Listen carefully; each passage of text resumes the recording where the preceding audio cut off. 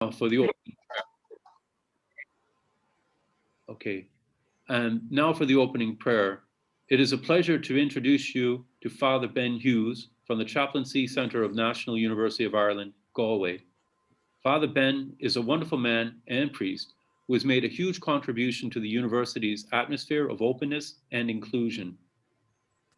Father Ben, over to you. Thank you very much, Richard.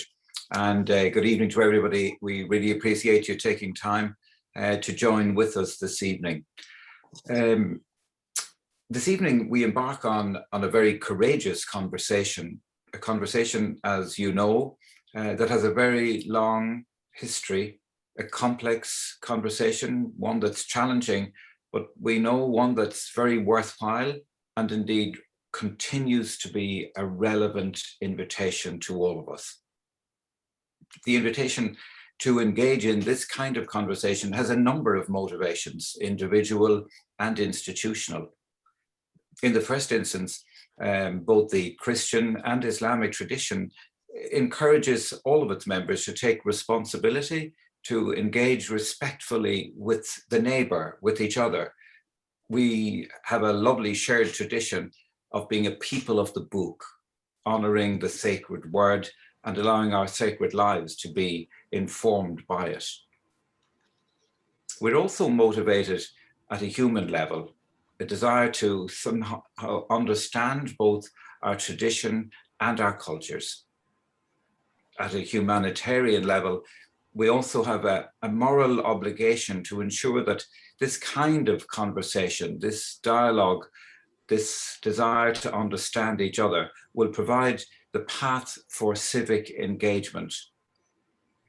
And of course, we notice that both within our civic and religious traditions, that there is a polarized attitude emerging, sometimes expressed in ideology or indeed attitude or action, where stereotypical behaviors or reactions result in insult or violence, demonstrated very sadly by yet another tragic end to a beautiful family's life in the hate crime committed against the Afzal family in Canada yesterday.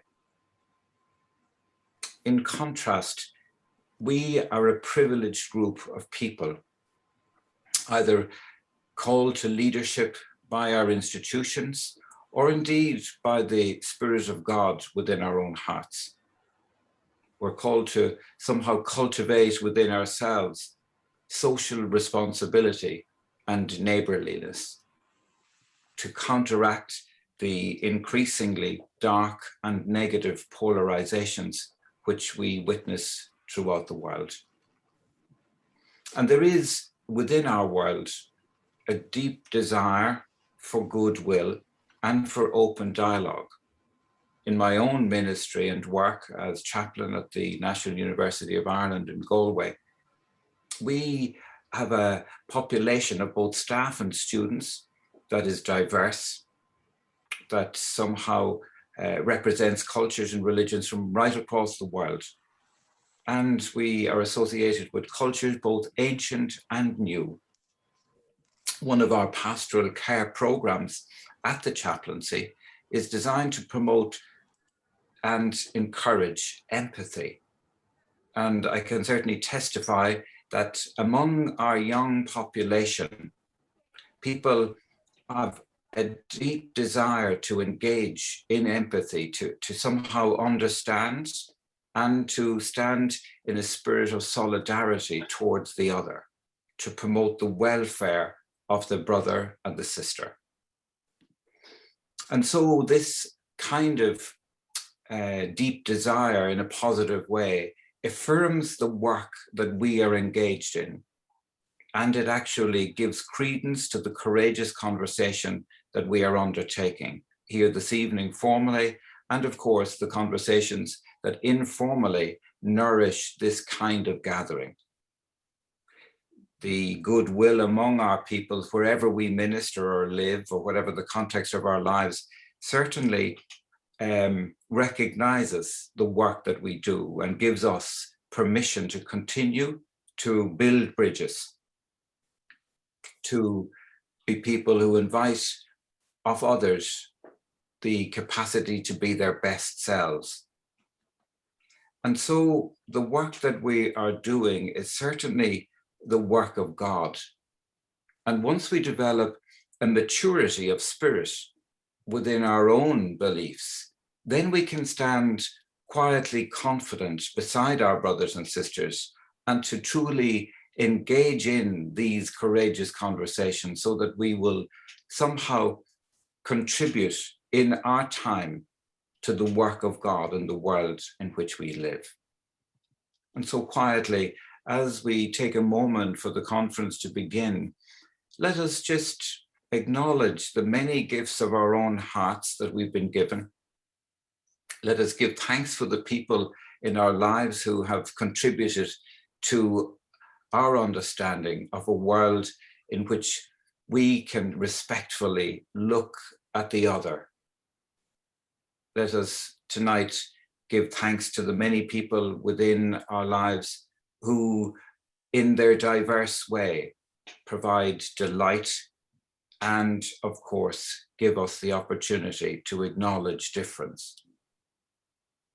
And for all of our lives, we ask God's gift of healing and blessing, particularly on all that has been injured in the name of God, for all that has been pained. And we think of that family tonight who suffer grief and bereavement because of that hate crime. Let us distance ourselves from hate and promote a spirit of collaboration, love, respect, and engagement in the name of our gods. Amen. Okay, Sheikh Khalid is here now. So Sheikh Khalid can give an Islamic prayer. And I'd like to say about Imam Khalid Salabi is that he's been in Galway since 2002, and he's been the head imam of the Galway Islamic Cultural Center. His pastoral roles have included overseeing the development of the community, liaising with political, religious, and civic leaders, both locally and nationally, counseling, solemnizing weddings, as well as teaching Arabic and Quranic fiqh to both adults and children. Khalid is also a founding member of the Galway Interfaith Forum. Through his leadership, the Galway Islamic Cultural Center has become a highly respected and integral part of Galway City. This is no small feat. In 2002, Ireland had just begun to experience mass net immigration into the country for the first time in history. Prior to this time, Ireland's greatest export was its own people. Minority communities could largely go unnoticed with insignificant numbers to merit attention or a voice. With Imam Khalid's leadership and with the support of his community, the Galway Islamic Cultural Center hosts numerous events during the year, ranging from cultural exhibitions, highlighting the rich cultural diversity within the Galway Islamic Cultural Center.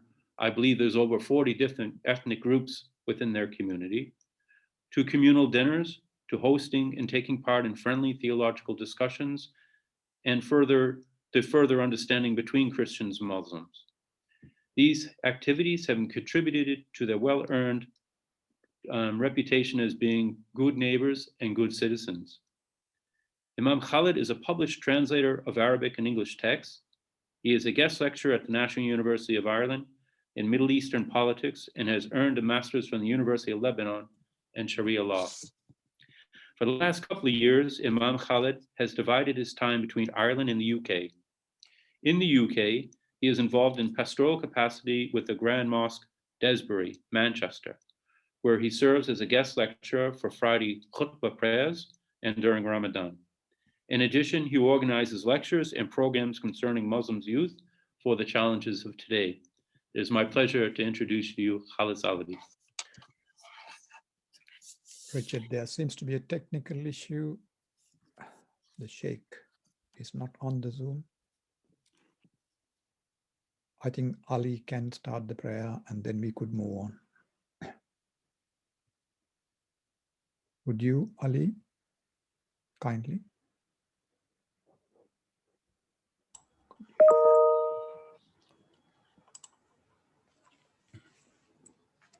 In the name of Allah, the most gracious, the most merciful.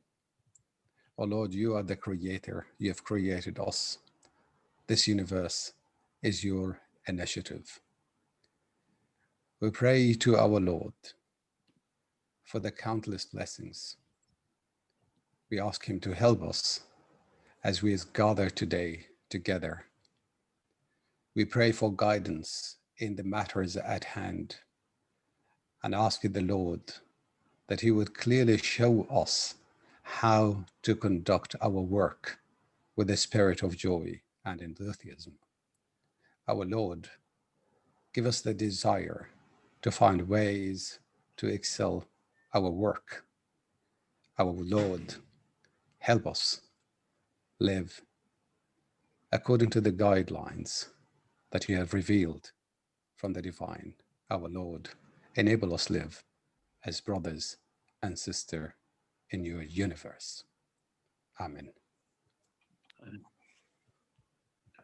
Okay, Khalid, we'll have you speak towards the end there. We had technical difficulties there for a while, okay? And now it's my pleasure to introduce to you Professor Naila Tabara.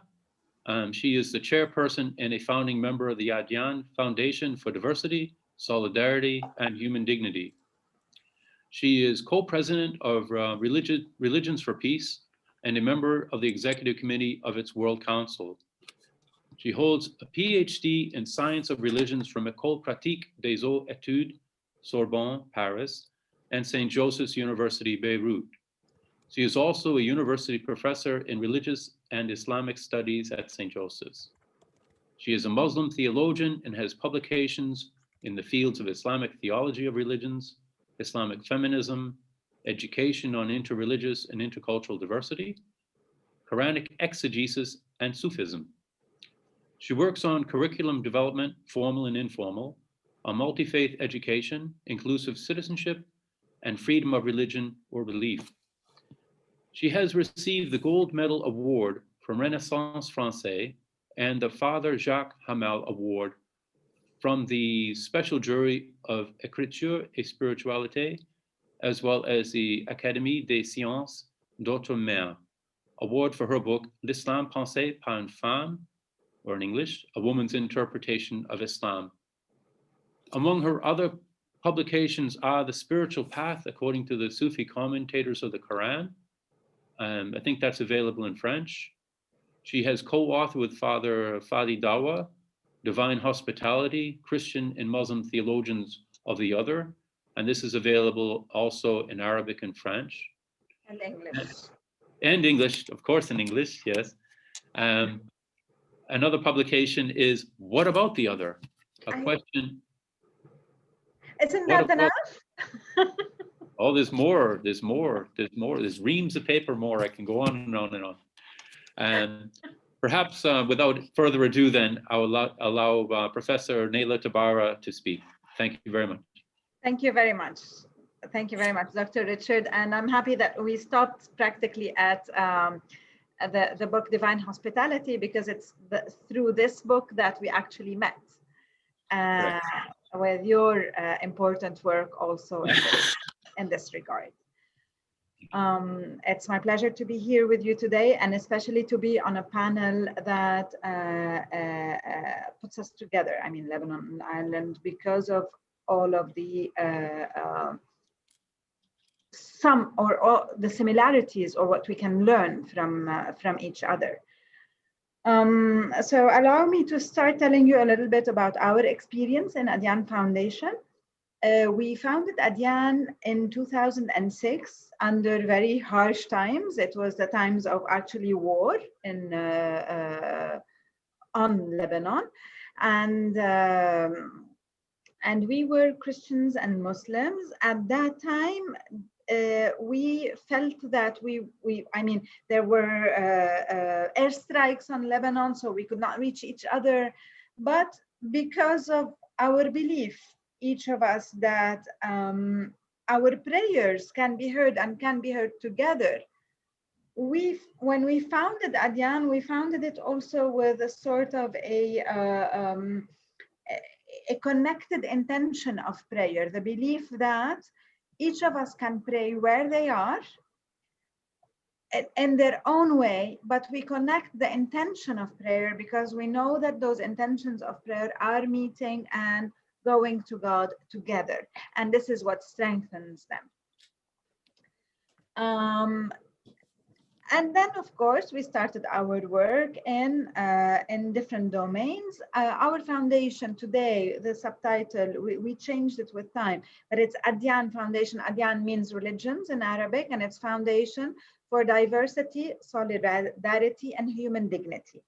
We do not use the word dialogue because for us, dialogue is not the end. Dialogue is a methodology that we use in many of our projects, and I will explain how. For us, it is,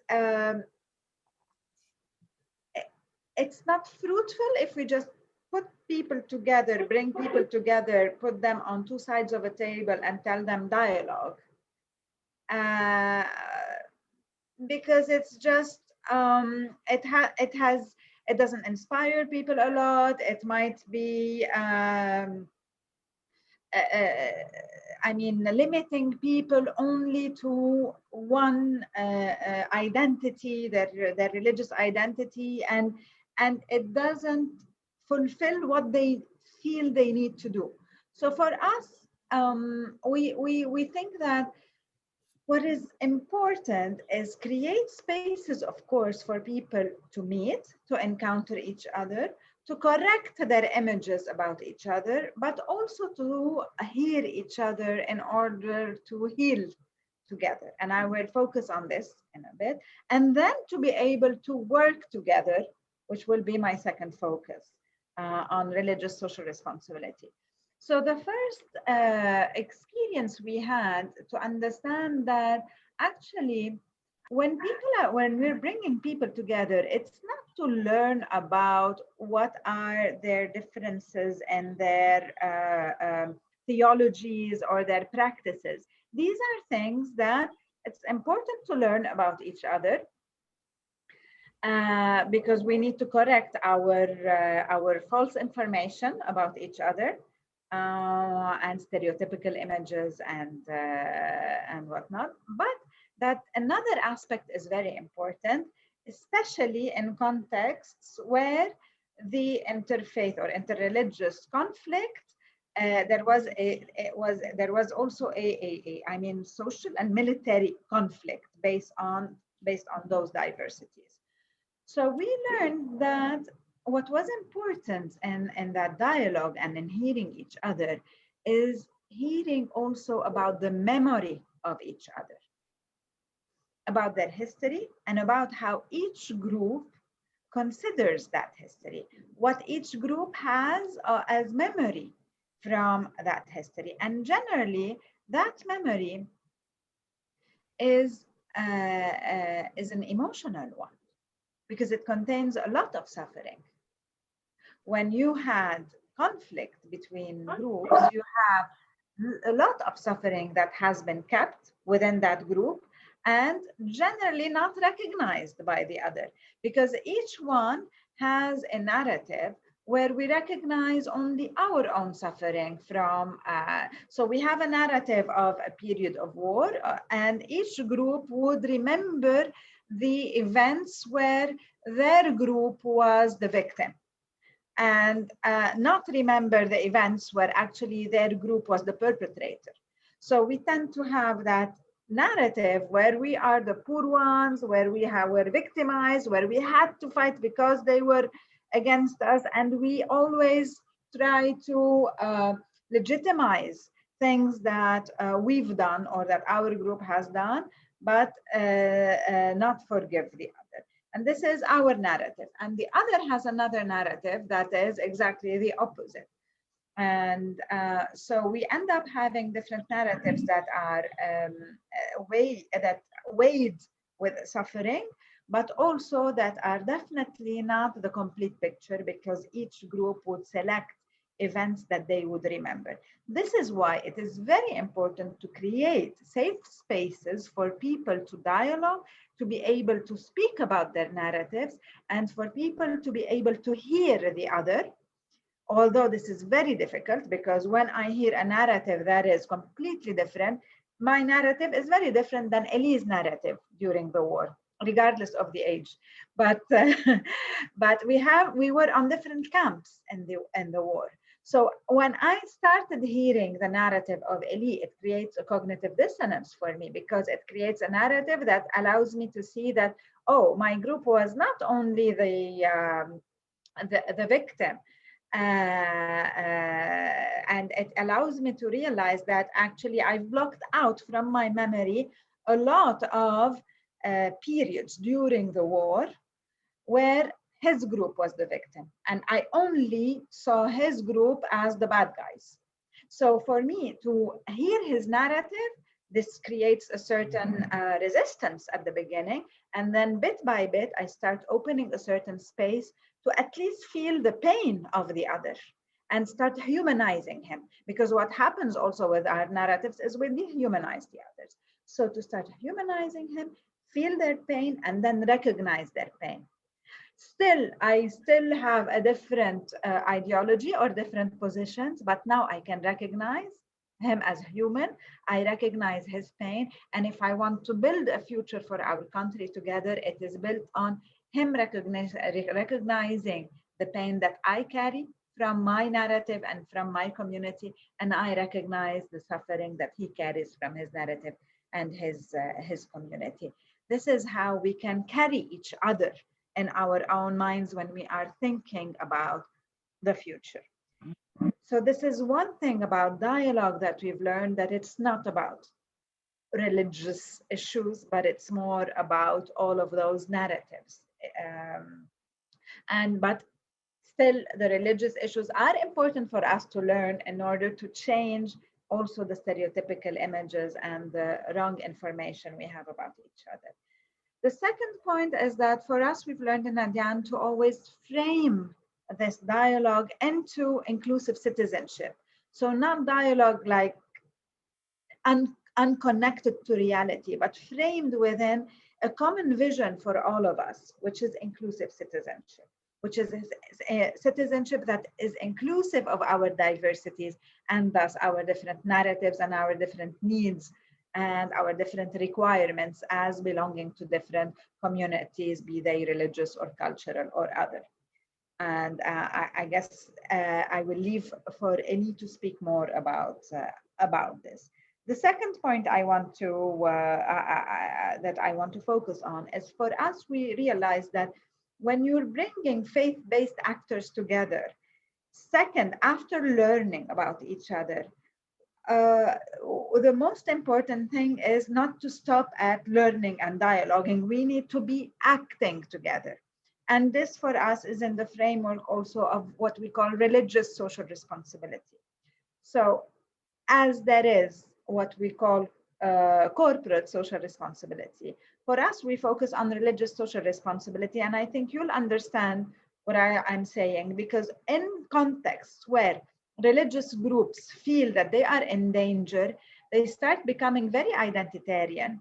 And the values that they speak about, they tend to focus on implementing those values in their own community only, and forgetting that they're supposed to be carrying these values for everyone and for all of society. So our work through religious social responsibility is to work with faith-based actors from different communities and different denominations within Islam and within Christianity, to realize that the values that they carry are values that they need to implement for all of society and not only for their own group. Even if they feel that their group is in danger and they need to protect it. But the way we protect our groups is to protect the entire society and work for the service of all of society, regardless of difference, and for all humans, and for the dignity of all humans. So religious social responsibility being the agenda of of dialogue. So from dialogue to religious social responsibility, and of course, finally, to spiritual solidarity, which means being in solidarity with others that are from a different denomination or non-denomination. So allowing the values that we carry to inspire us to be in solidarity with others, to feel their pain and not only defend our community, but defend the rights of other communities. And be it their human rights, be it rights concerning minorities, or be it rights concerning freedom of religion or belief. So standing for the other also. And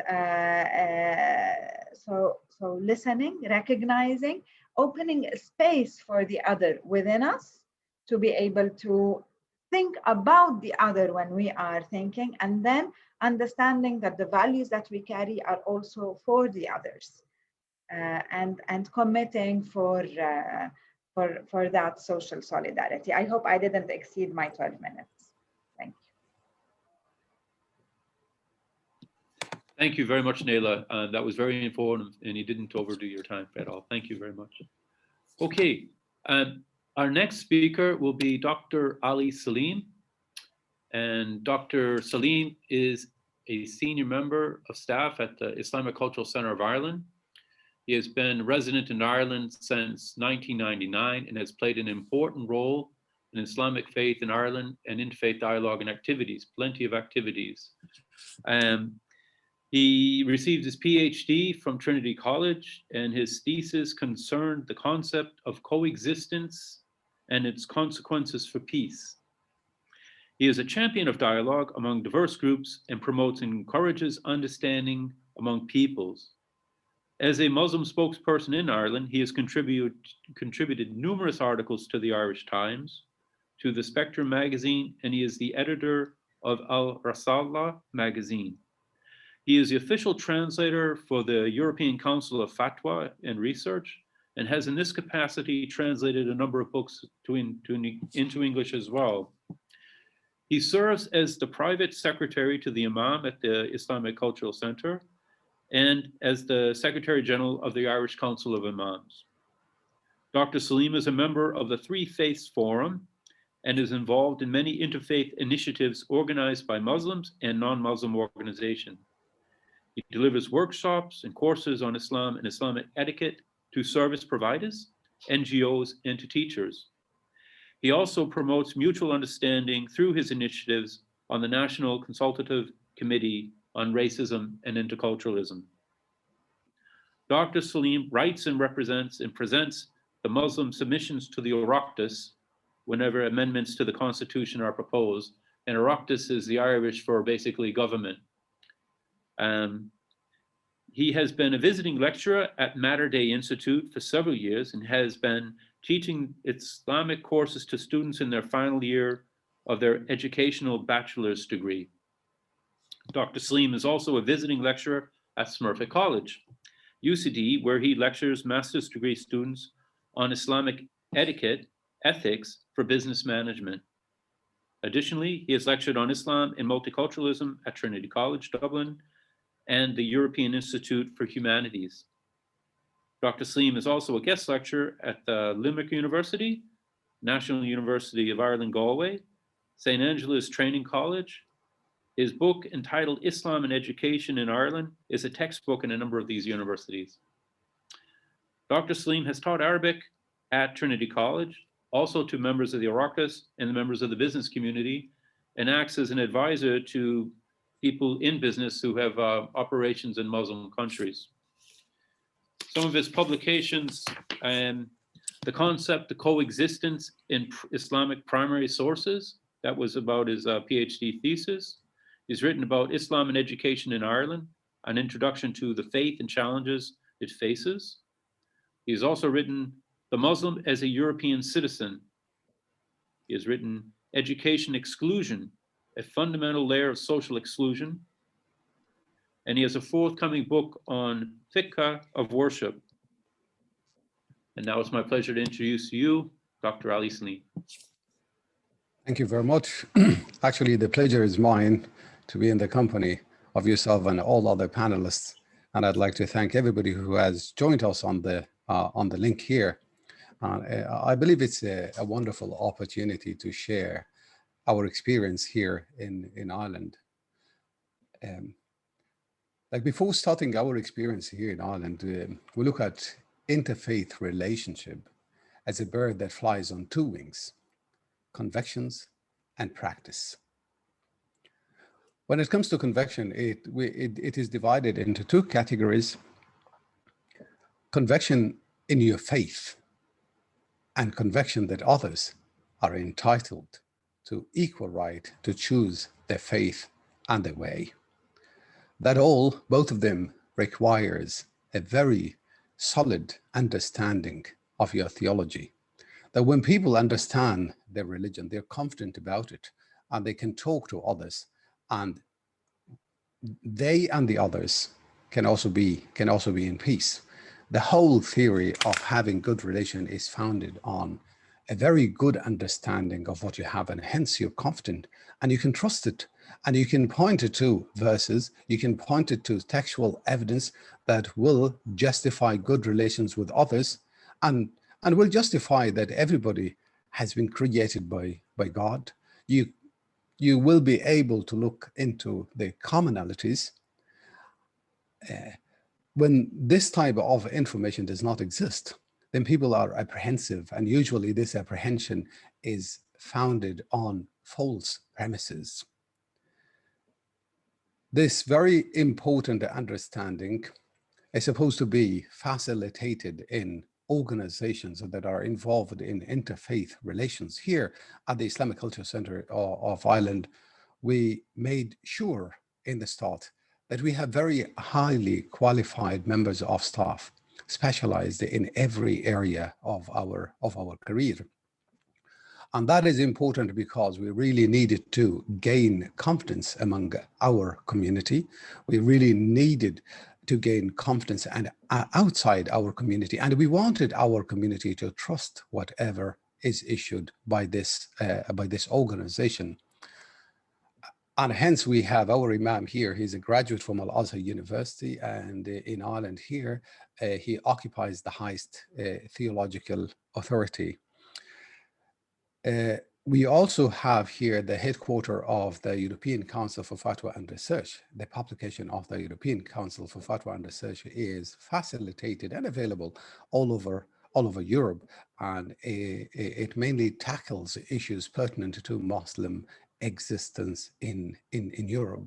Well, this very thorough understanding of what we have is essentially important when it comes to countering those who are trying to create a rift between one side and another.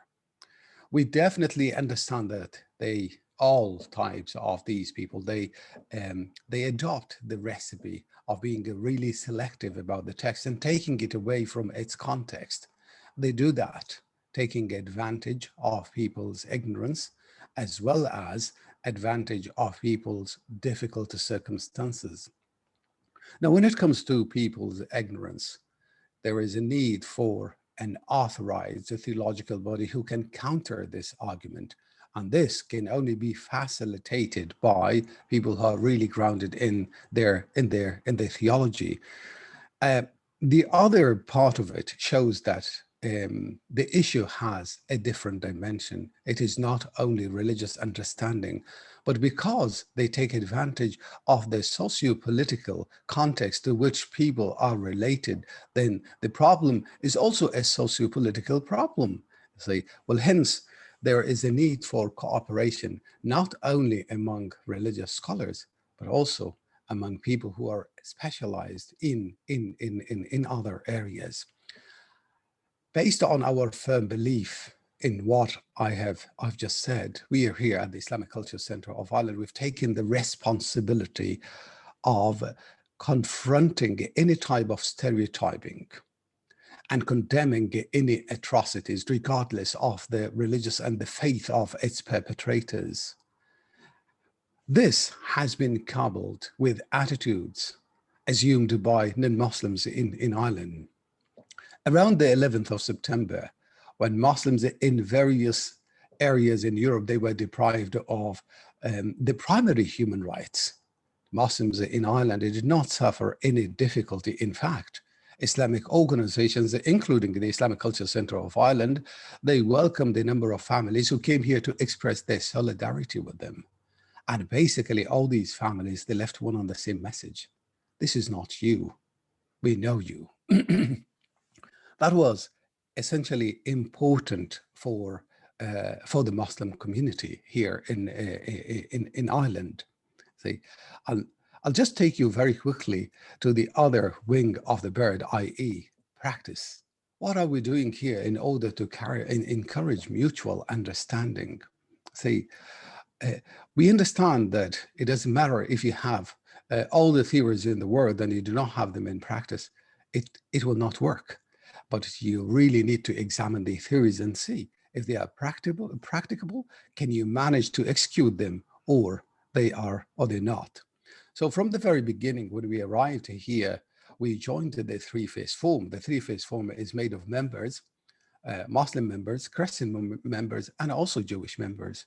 We sit together around the table and we meet every month and we discuss issues of common concern. Now, when you heard me saying that, when the people who sit around the table are Muslims, Christians, and Jews, and actually they are not all Irish by birth. They're not indigenous, but some of them are naturalized Irish people. And that is to say, you see, you're not only having religious differences here, but you also have cultural differences. Recognizing this fact is essentially important. The fact that one person is called a Muslim and another person is called Christian and another person is called Christian or a Jewish or whatever, you see, it means that we have commonalities, but it will be very naive to deny the fact that we have differences. These differences, the challenge is, how can we live together with these differences? How can we live together without these differences turning into sources of conflict? This is manageable and can be achieved, but it can only be achieved when people, and I say people across the board, are holding hands together and sharing the responsibility. If the responsibility is shouldered by one community, then that attempt is doomed to failure. But if it is seen as an issue of mutual concern, as much as it is the concern of the Muslim community in Ireland, it is the concern of the Christian community in Ireland, it is the concern of every other community resident in this country. If you see it as for the good future of my children and your children and his children, only then we can work it. We can work it together. Realizing the fact that, yes, we have differences. I am not attempting to impose my side on you and I don't expect you to be trying to do the same, but you and I are trying to stand together on the same footing, a footing of equality, so that you and I can enjoy life. What will happen in the hereafter for me, for you? For me, it is my concern. For you is your concern. But what really matters for me is here. You see, since we have had a seat in the Three-Faith Forum, we've been part of it since the very beginning. Well, in the Three-Faith Forum, likewise in the broader society in Ireland, we all the time stressed that yes, there are a wide range of commonality that we need to stress. And I give you an example here. Some time ago, and I'm not talking about the recent past, but I am talking about the long-term past, when in Ireland here, we had a debate over the issue of abortion, the legality or illegality of abortion. At the time, the Muslim community here, represented by the Islamic Cultural Center of Ireland, we cooperated with the Catholic Church, and we almost issued a mutual statement. And if that does not work, but at least we assumed the same attitude, and we both expressed the same religious opinion in this regard. And also the same thing happened when it came to same-sex marriages. However, same-sex marriage, the cooperation was not only between Muslims and Catholic, it was also among members of other religious backgrounds, and sometimes no religion at all. Here, for us, we realize that the paramount importance of being involved in activities with the local places of worship. And as we cooperated with the church located in our area here, we arranged for visits, mutual visits. They did come and visit us here, and we did go and visit them over there. The plan was to set up a stall here in the square, but at least when the people of the neighborhood saw that they came in a tour under the leadership of their religious leaders, likewise, they welcomed the Muslim community and gave them a tour in the church, and the members of the Muslim community were under the leadership of their religious leader. That gave a wonderful message. And for the layman needs to see the leaders coming together, sitting together, talking together, and cooperating when it is time for cooperation. Also, when we set up the Islamic Cultural Center of Ireland, the plan in the start was to set up this Islamic Cultural Center of Ireland as a bridge between the Irish society and the Muslim community. In today's time, the vision is entirely different.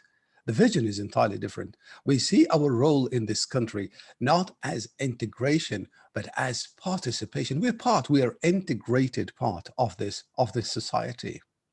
We have set up a shop and a restaurant to encourage the people who are passing by our place to come in and see the Oriental food that might not be available in other places, and also buy some stuff at our shop that might not be available in other places. The restaurant and the shop, they provide a wonderful opportunity for people to sit together. So people working in this area, when they come here and they sit and eat in the same place with members of the Muslim community, it really removes a lot of barriers. And this is what people need to see.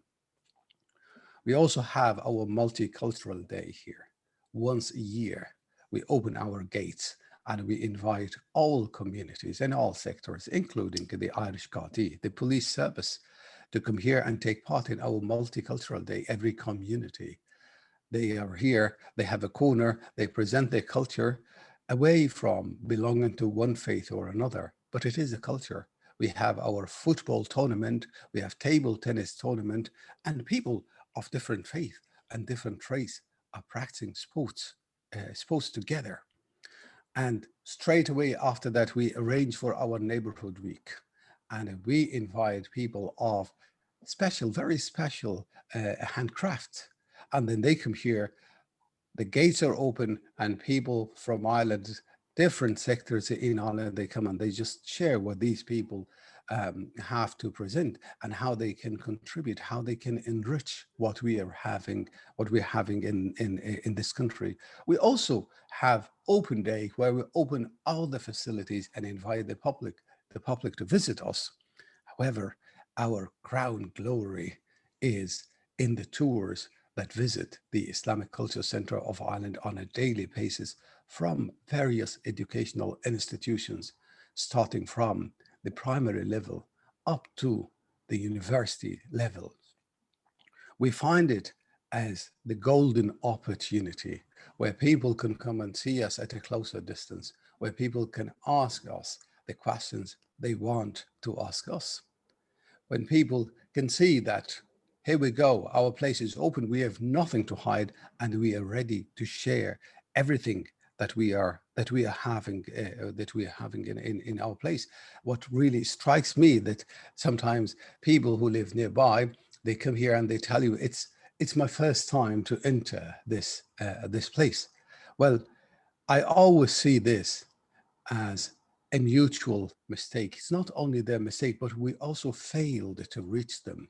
Once people start thinking about issues of this nature and similar nature as a mutual responsibility, it doesn't matter who has to take the first step, but we both have to take steps to come closer to each other. And once we manage to remove misunderstanding, once we manage to create a friendly ground, we all will be happy and we all will have peace. Thank you very much for listening to me. Thank you, Dr. Ali. That was very encouraging. The next person to speak is Dr. Jude Lal Fernando. And Jude is Assistant Professor in the Irish School of Ecumenics, School of Religion, Trinity College, Dublin, and the coordinator of the MPhil, an intellectual theology and interreligious programs where he teaches world Christianity and interreligious dialogue, issues on Buddhist Christian dialogue, Muslim Christian dialogue, and religions and ethics in a pluralist world. One of his key research areas is Buddhist Christian Hindu Muslim relations in Asia. He has published extensively on issues relating to religions, conflict, and peace building. Prior to his arrival in Ireland, he worked as a member of Tulana, the Center of Interreligious Dialogue and Research in Kalinga, Sri Lanka, and engaged in interreligious dialogue and peace building under the mentorship of Aloysius Pierce, a leading theologian of religions in the world.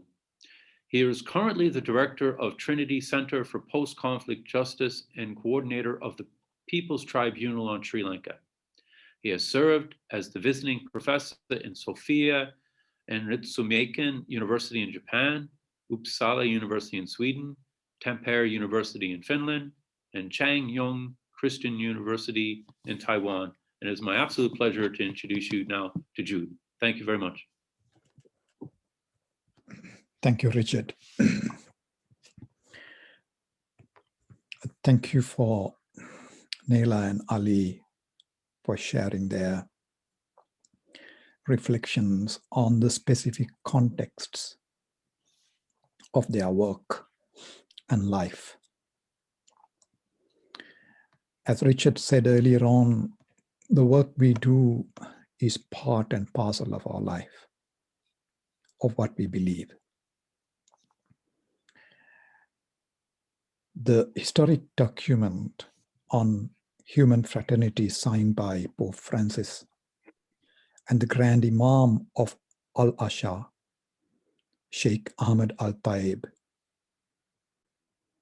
starts with the following revealing and striking sentence.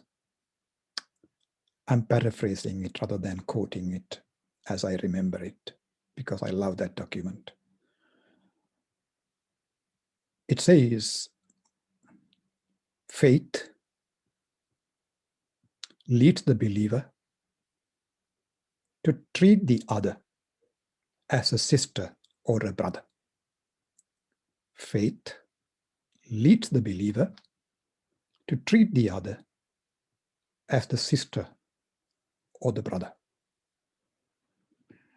What Neila reiterated was exactly that. In a human conflict, it is this faith that generates empathy, whoever he or she may be.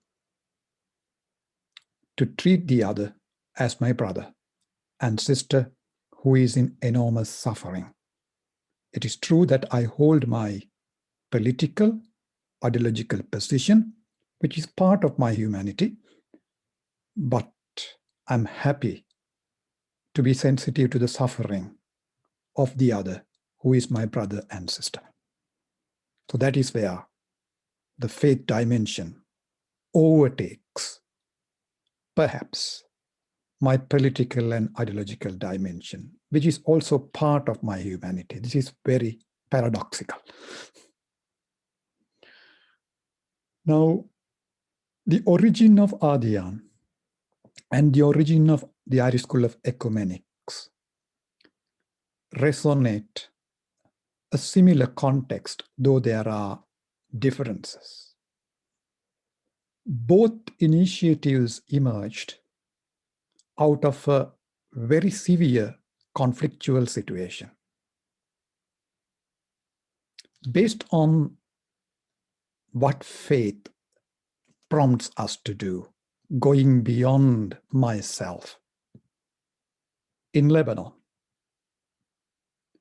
And the Irish School of Ecumenics emerged in the early 70s. We celebrate the 50th year this year. With the visionary leadership of the great Jesuit, Michael Hurley, who used the word ecumenics, oikonomē, derived from the Greek word whole inhabited earth, but within the Irish context, it specifically meant Protestant-Catholic dialogue. As Nela said, it's not an end in itself. It's a method, it's a path, but the goal should be already there in the method itself. The way we dialogue should reflect what we look forward. Of course, the Irish School of Ecumenics created a civic space in an academic setting and understood social responsibility being an academic responsibility, even though social responsibility is large and bigger. Academic responsibility is a strong, essential component of it to make the existing generation and the future generation to think beyond rigid identity politics. Rigid identity politics. I don't mean to say we can totally discard identity politics. That's why I qualified the word identity with rigid.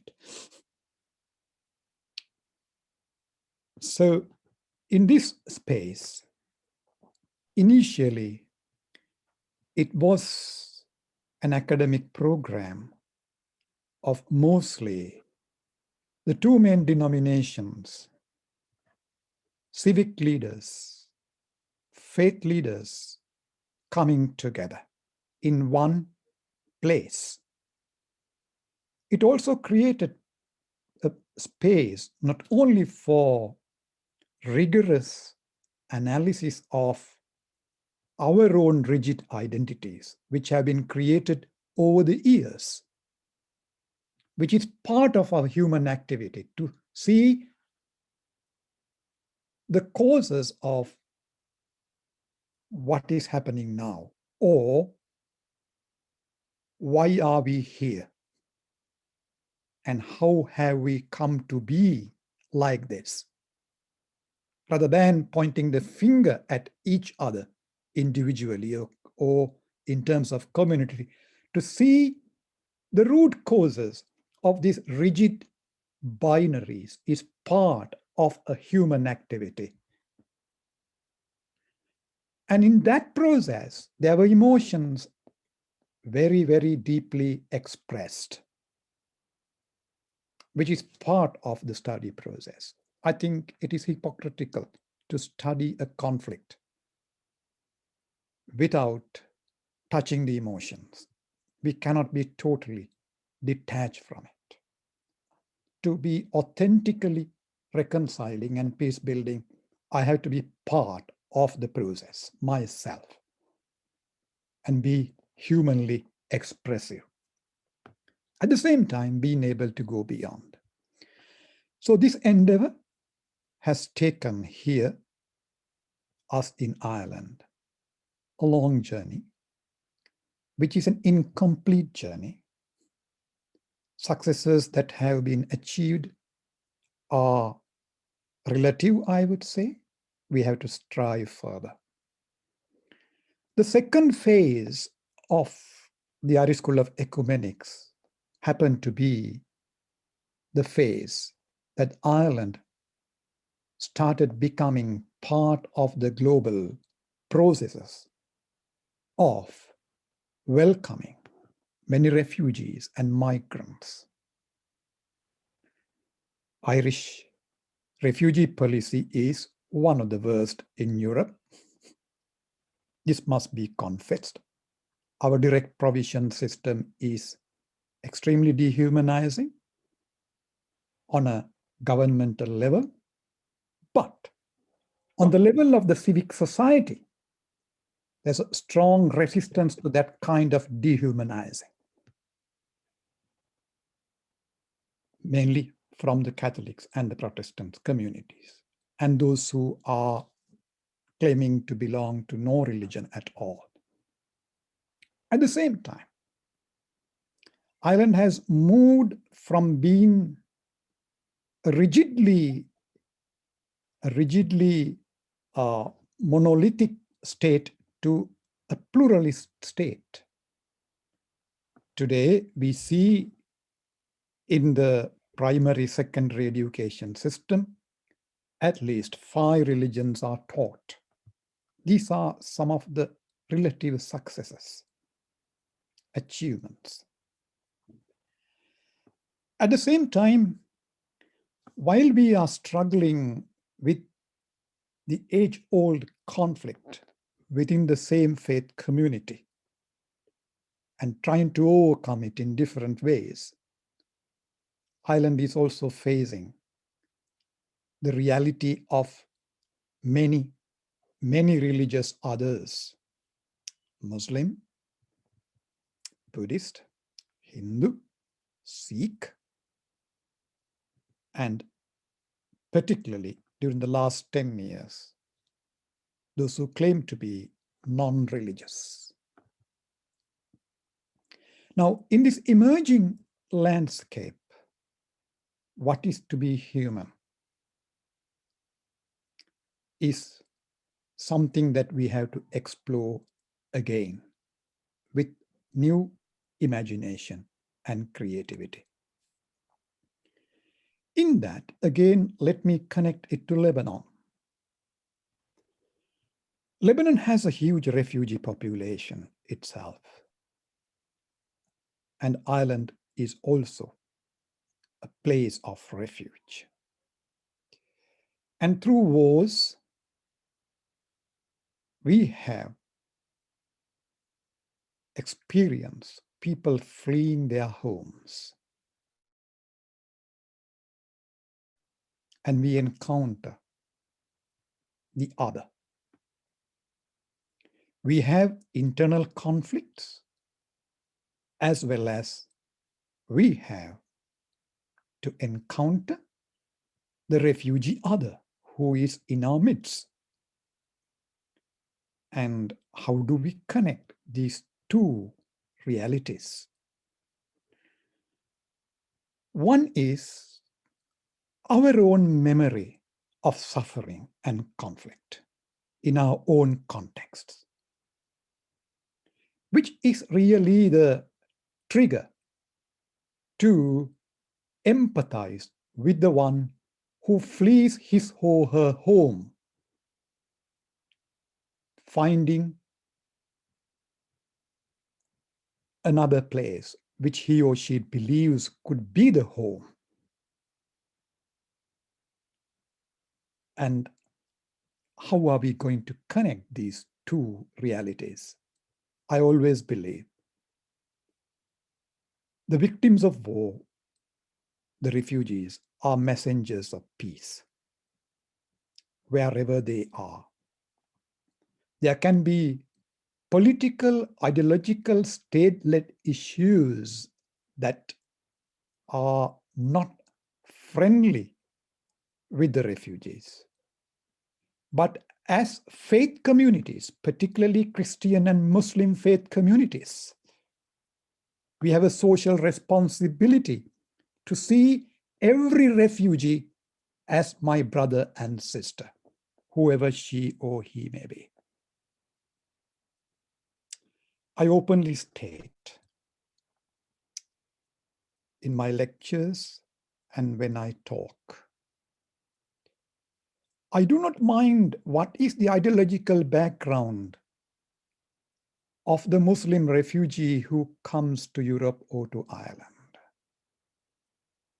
I would stand by him or her, because the dominant narrative is every Muslim refugee can be a potential terrorist.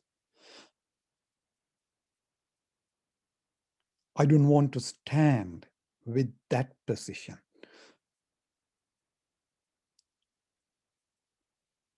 On the other hand, by reflecting our own histories of suffering, pain, we can overcome divisions that have been created between us and them. Let me conclude. As Ali said, it is superficial or it is artificial to say that we don't have differences. To be different religiously, culturally, is not a weakness. It is part of being human. We are different. As Rabbi Jonathan Sacks in his beautiful book, Dignity of Difference,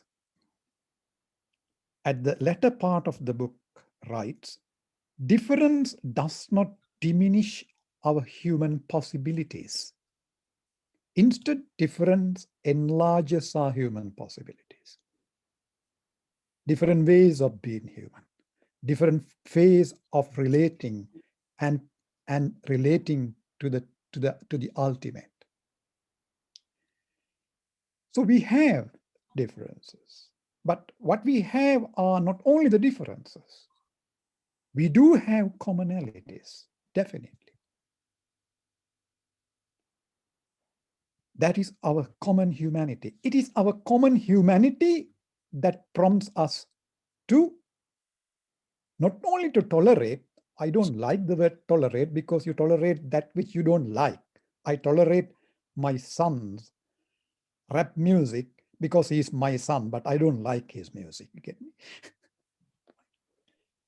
To move from toleration to respect. And that's not enough.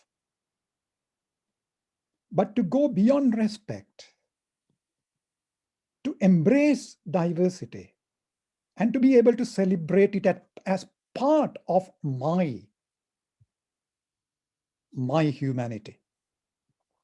So the common humanity helps us to appreciate difference. That's not all. The last thing is complementarity. Without the other, I cannot be myself. I exist because I coexist. It's the European Enlightenment which taught us a wrong logic. I think, therefore I am. Those who think are not. But the truth is, the ontological truth is, of all faiths, is I exist because we exist. God exists. Therefore, I am interrelated. And there's always a call to complement. And my final word is, the Christians, I come from a Christian background, had forgotten for ages that Jesus Christ was also a prophet, because they always upheld Jesus Christ is the Son of God and the only Son of God. That has its theological basis and the ground. It's a kind of difference we should respect, accept, embrace.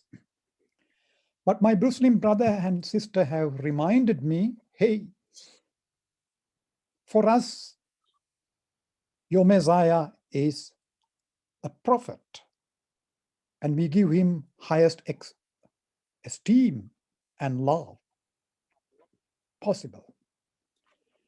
So the prophethood of Muhammad, praise be upon him, has reminded me of the prophethood of Jesus, praise be upon him. I come to be myself because of the other. Let me say this concluding word. I'm originally from Sri Lanka, as Richard said. In 2009, there was an attack on the churches. one church happened to be my hometown where I was born and raised up. It's a strongly Roman Catholic town. And I was with the phone with my wife, with my niece, with my mother, and with my friends who at that time, some were in the hospital trying to attend to the injured and the dead, and some were in the mosque trying to protect the mosque. Okay. And I have been part of this interfaith group for many years. It was a brutal, conflict. And the story goes as follows. 2 days later, there was a funeral of a little girl who is 12 years old, who died because of the attack. The prayers of the funeral was led by an imam. And there were some Catholic priests, Protestant pastors, and Catholic nuns, and few Muslim families and Christian families. Just not more than 30 people, because the situation was very tense. Why? The Imam led the prayers. This little girl had gone for Easter Vigil, Saturday night service with her mother. And she was curious to know what was going to happen on Easter Sunday at the church, at Mass. She was 12 years old. She again went for the Easter Sunday Mass with her mother. And she was killed. Why did the Imam lead the prayers? Because the girl's father was Muslim, and she too was Muslim. And mother was Catholic. And father was very happy that the girl goes to the church. And mother was very happy for the girl to be Muslim. And the girl had drawn pictures of Mary and shown to the sisters. She learned about Mary from the Quran, and she showed the pictures to the Catholic nuns. This is the common humanity that we are talking about. There are thousands of similar stories. Let those stories be told in Lebanon, in Ireland, and across the world. And let us promote those kinds of relationships as the social responsibility. Thank you. Thank you, Dr. Jude. Our next speaker is Dr. Eli Alhindi, and he is the Executive Director of Adyan Foundation, Professor of Political Science and International Affairs at Notre Dame University, with research interests focusing on minorities, consocial democracy, inclusive citizenship, Lebanese and Middle East studies, electoral engineering, human rights, civil society, youth participation, religion and politics, and peace education. He earned his PhD in 2009 in Government and International Relations from the University of Sydney, Australia, on the topic of the right of self-determination for minorities, an Arab perspective. He has an MBA in International Affairs and Diplomacy and 2 bachelor degrees in Political and Administrative Sciences and in International Affairs and Diplomacy.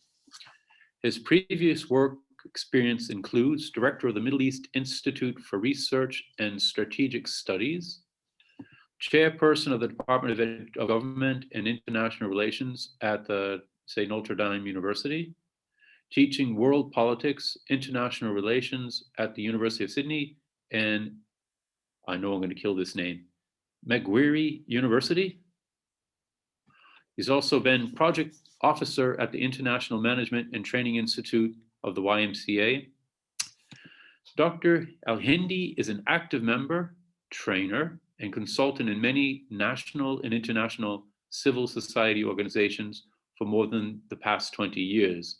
His current civil society affiliations include co-founder and former president of the board of the Act for Human Rights, co-founder and member of the board of the International and Transnational Justice Resource Center, and a board member of the Dialogue for Life and Reconciliation. So it is my great pleasure to introduce to you Dr. Eli Alhindi. Thank you so much, Richard. It's a great pleasure to be with such a distinguished panel and also with the audience. I will, as agreed, restrict my intervention to the practical aspects of Adyan. I think enough was said on the theoretical and theological background of dialogue and interreligious dialogue, and also try to restrict to the time limit as much as possible. So I will share my screen just to go through with you some of the work that Adyan does, and very quickly then move into possible discussion, hopefully a very fruitful one with you with some of the questions. So as Dr. Naila said, today Adyan, which means religions, is today a much broader perspective. And starting with interreligious dialogue, today we do diversity, solidarity, and human dignity in the broader sense, as our new image and logo says. Within the work of Adyan, we really understood that you need to work on the different scopes and perspectives. So theories alone are not good enough. Practical dialogue alone is not good enough. Media exposure and outreach is not enough. So we try to create that combination where we actually can hit all the different aspects of dialogue in general, and promoting diversity, as Jude said and referred to the book, The Dignity of Being Diverse, and the beauty of that in the Lebanese context, but also today on a much broader sense in the Arab world. And as you will see, the concepts that we work with are more and more needed in Europe and in the world in general. And we're looking forward to also take a step into that sphere more practically. So in the practical sense, Adyan has 4 different departments. The initial and the most basic one and the older one is the Institute of Citizenship and Diversity Management that works on education, formal and informal education with schools, with universities, with research, but also informal training in its different forms. And the second is the need that we discovered for advocacy and public policies, and changing laws and working with policy makers. So we created the Rashad Center for Cultural Governance to work specifically on these issues. So educating the new generations, also working with policymakers.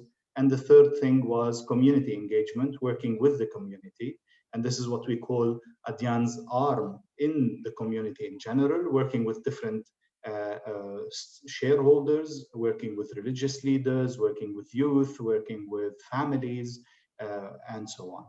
And last but not least, we have our media and outreach department that has been also a very successful work of ours, and that has been, you know, with all the recent events, recent technological advancement, with the COVID situation, everything moving online and all of that, it has been gaining more and more pull, and we're hopefully also developing that further. Just to give you some examples of the things that we do. Within the Institute of Citizenship and Diversity Management, we do definitely education on inclusive citizenship, and this is the concept that we adapted to the Arab context, to the Lebanese context, and we are definitely trying to spread it as much as possible through different means and ways in Lebanon, in the whole region, to base the relation of the individual with his state, not on an identity basis, not on religious basis, but on citizenship basis, and to ensure and remind ourselves and everybody we work with that the citizen is first of all the individual, the dignity of the human being, the human rights of the human being, and then he might be member of many or plural collective identities. The second work we do is on freedom of religion and belief. We do a lot of work on training trainers, and now we're branching out to target specific groups like journalists, like parliamentarians, like artists, to try to build a regional network that actually understands freedom of religion and belief in all its senses, and that promotes it. And that includes definitely, as you all know, the freedom to choose your religion, but also to change your religion or even not to have a religion. And all these issues, you can imagine how sensitive they are in our region. I'll give you another example, which is the Alwan project. It's the colors. And this is on different scholar years that we work with different schools on education on diversity, education on citizenship, with a huge number of schools in Lebanon. And now we are looking also to branch this out into Iraq and Egypt, hopefully teaching the people, the students from young age, the value of being diverse, the way to respect diversity, and so on. Media literacy program is a way that we address young people to see how to read fake news, how to deal with fake news, how to deal with hate speech on social media, how to deal with media, with online bullying and threats like hacking and so on, but also how to make them more active in promoting the values that we share. Faith-based activism and figures of engaged faith are different projects that we work with people who are activists based on their faith, who their faith made them actors in their society, and we try to work with them on how to promote these common values. Part of the research, we are working also on the World Barometer for Religious Ethnic Diversity, and all of these are, of course, with partners, local and international partners, to again work on the same values. As part of advocacy work, I'll give you some examples. We have a project in Lebanon about youth leaders for non-sectarian politics in Lebanon, how to accept and promote diversity and proper representation of all the parts of society, yet without falling into sectarianism, xenophobia, hating the other, and also isolationism and all these kinds of theories. And we're doing a youth mock parliament with the young people to give them training, to give them, to equip them and give them skills on how to be engaged in politics and make a difference in how we do politics in a more positive way. We had a very successful project in Iraq about national dialogue for citizenship and coexistence. And this has been concluded. Now it will be presented to all the different stakeholders in Iraq, and we will try to make out of this a small step towards really building an Iraq that respects inclusive citizenship and coexistence. Another very interesting project in Lebanon is women, religion, and human rights in the Lebanese religious personal status laws. And we're working with religious leaders, we're working with civil society actors and with parliamentarians to see how we can improve the rights of women in these religious personal status laws, since in Lebanon we don't have a civil personal status law. Another thing we're building on the fraternity document and trying to create an Arab charter for inclusive citizenship. With the community, we work with religious leaders on the concept that Dr. Naila mentioned, which is the concept of religious social responsibility. We have a wide network of people, as we mentioned.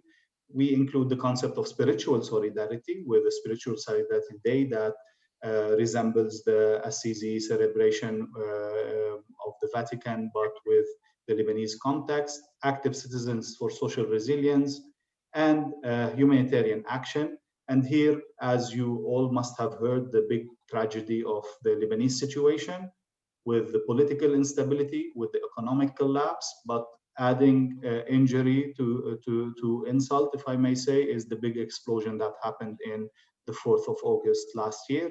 And here it was really a crucial moment for us where we understood that we cannot speak about dialogue, we cannot do projects and implement activities without actually standing with the people in the time where they most need it.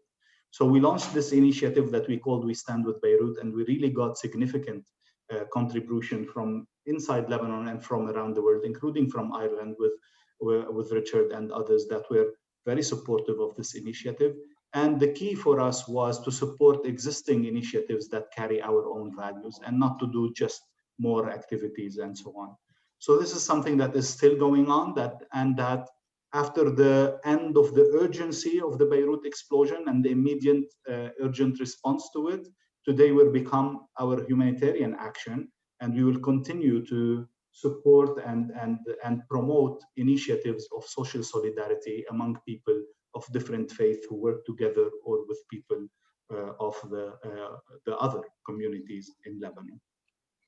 Finally, our media strategy includes Ta'adudi, a website pluralism, as it means, which was recognized as the most visited Arabic reference on countering violent extremism through different tools that it uses, articles, short videos, different media tools that made this website really a very significant achievement. And now hopefully we are gonna make that even more diverse, with different languages spoken in the region going into Kurdish, Amazigh, Syriac, and other languages, to really make out of this website a significant contribution. Another nice project that we have is Zakiratuna, working on Syrian refugees in Lebanon and how to pass the nice memories of Syria to the generations who never knew Syria, or only knew the war and the conflict in Syria, and who are refugees in Lebanon in general, and how to heal and preserve this memory. And finally, these are the concepts that we work with. All of them did pass in Dr. Naila's introduction and partially in mine. We understand that these concepts are very closely connected to each other, and that we cannot focus on one without the others. And we try to, again, approach it from all the different perspectives: inclusive citizenship, the legal, the relation with the state, but also the education on living together. Our platform is called Teach Coexistence. And then with the society, religious social responsibility. What is the positive role of religion in society? How can religious leaders have social responsibility? Countering violent extremism and freedom of religion belief, that you all know, and also the spiritual solidarity. So this is what Adyan does in general. This is what we are devoted to. And as Jude said, this is who we are in a sense. And this, no matter how much the team or the experts or the people that we work are diverse, this is what brings us together: the true belief that religion can be a positive factor in society, and that we do respect the dignity of every human being, and that together, no matter how different or diverse we are, we can build together a peacefully, a sustainably peaceful society and a proper functioning state in our societies, in Lebanon, in the region, and hopefully in Europe and the world as we go forward. So thank you all for this opportunity to introduce Adyan to you, and definitely looking forward to any opportunity of cooperation with any of you in Ireland, with the richness and the cooperation and the similarities that were mentioned between Lebanon and Ireland, and also hopefully to build a better Europe in general, and a better Arab world in general, and a better world. Thank you. Thank you very much, Dr. Ali. Now, let's see, we have Imam Khalid Salabi, who I've already given the biography for, and I'm aware that he has to go off to another meeting. So Imam Khalid, you have the floor. Hello. Assalamu alaikum wa rahmatullahi wa barakatuh. I hope the voice is very clear for you. And thank you, Dr. Richard. Thank you for everyone to give me the opportunity to take part in this important event. And this type of event is not matter of one meeting and go, matter of accumulating and meeting and cooking and learning till we have final picture in a practical way. Can you hear me clear? Yes. Yes. Yeah, that's fine. Yeah. I think just before I move, you have few points just to cover very quickly.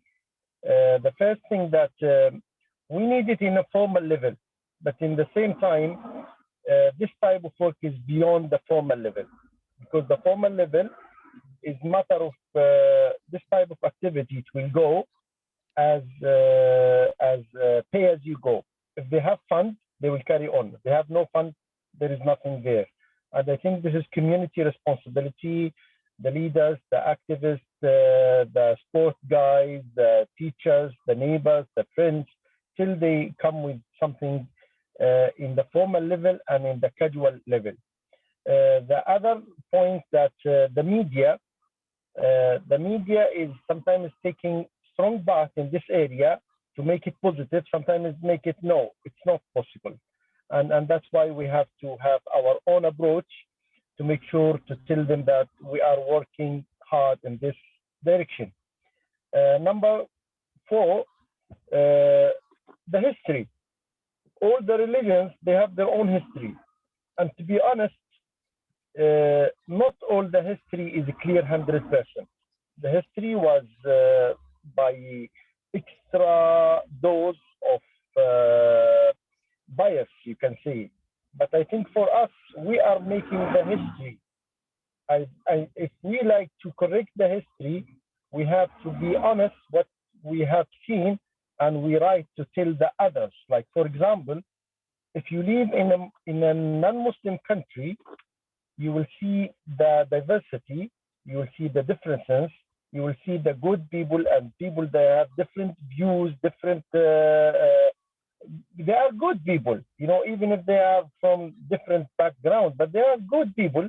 And that's why we have to tell our communities that the people, they are the same. There is good and bad in every community. Just what we need to bring the good people, you can say, front, and to give a good example. Then after that, we'll be able to correct the history. Now, the other thing that, the good example, sometimes in small city like Galway or another places, small cities, people, they have opportunity to meet more, to learn more, to trust each other more. Then I think they can give good example to the big cities as well.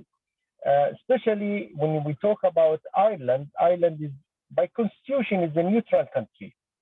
But Ireland is a neutral country, but is always doing their best in the human rights side to support the weak people, to support this one. I think, and that's why when you say neutral, it doesn't mean that you have no rule. You have to take positive part, and that's why we take it from there. Now, the other point I have is that lots of people, they claim the racist comes because people, they are ignorant. This is not true. Not all the time this is true. Sometimes the racist comes from intellectual people, people they have knowledge, they know how to twist it with the religious people or politicians or racists or whatever. And that's why we have to highlight about this area, that knowledge means to have proper medicine to the community, to make them healthy, to make them that this is very colorful. They need each other to give good example. And the other thing that we have to work to share in the common values. We are not crossing the border of each other, but we like to bring the good of each community to introduce a very solid and very good community. Richard many times said to me, please, don't stay long. Don't talk very long. 10 minutes is enough. I think I will stop here. And I think everybody has lots of things to be said, but please keep the good work.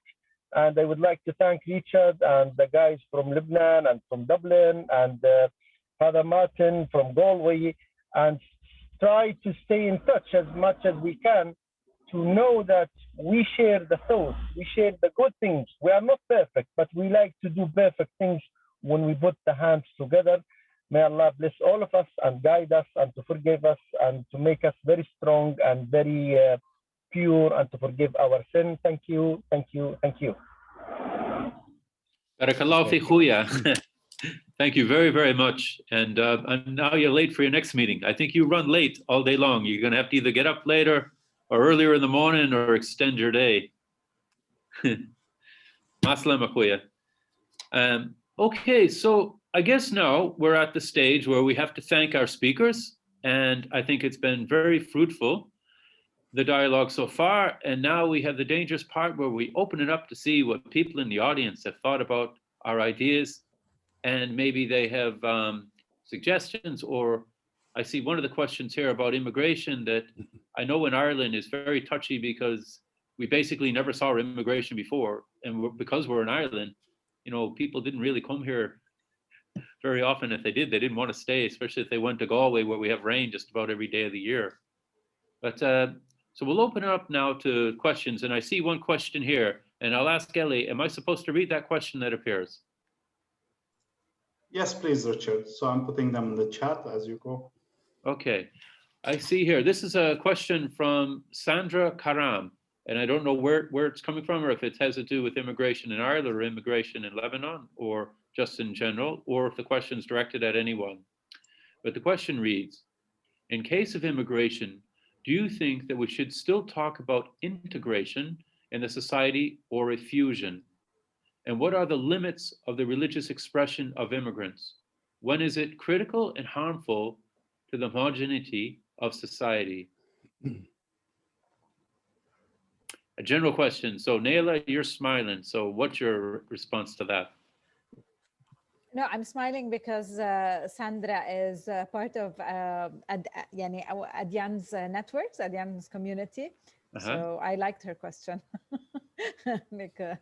But I'm not going to answer. I think I'm going to leave the answers to you. To you who?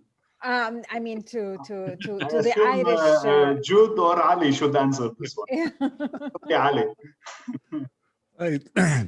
Well, thank you very much for raising this question. However, I would say, religion is just like any other thing. You see, basically, religion itself is something good.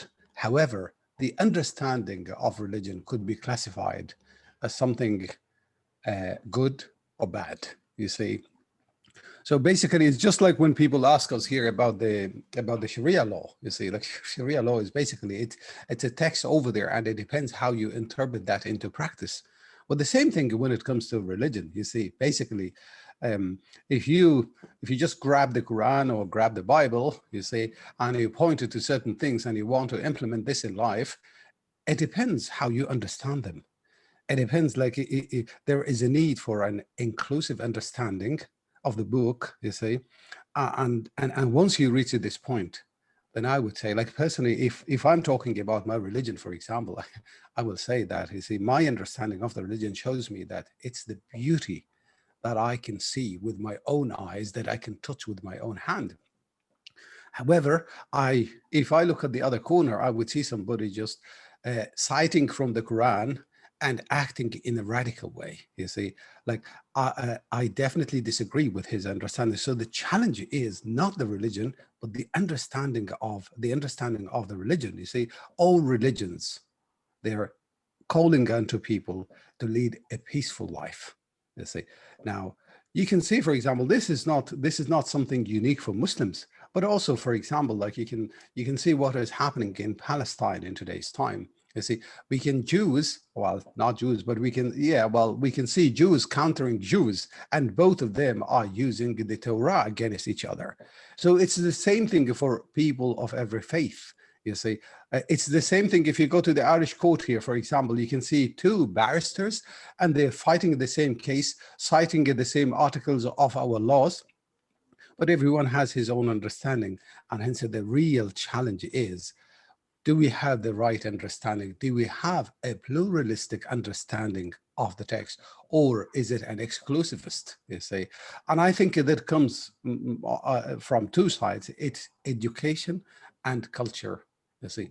Once we get these two things right, then we're going to get the right things, you see. And I don't think that you can limit religion to any practice or circles. No, I think we have to let it go, but we have to work on the true understanding. Thanks. Very good. Anyone else want to contribute to that?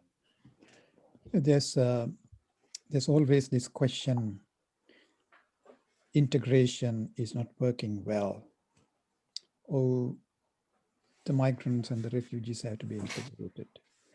But there's another side to this question. What are the parameters of integration? You know, what are we integrating the so-called outsider?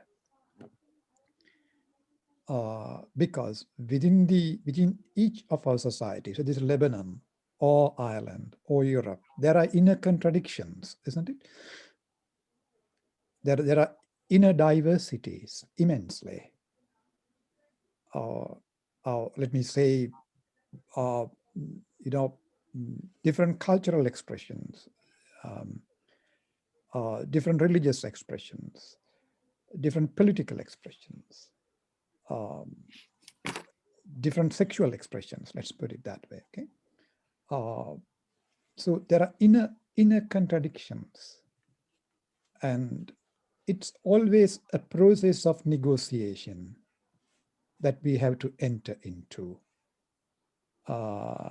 to create space for the people's different voices to be heard. I'm not talking about an idealistic situation. So that's with regard to integration. And who decides what are the limits of religious expressions of the outsider? Who decides? And who decides what is homogeneous?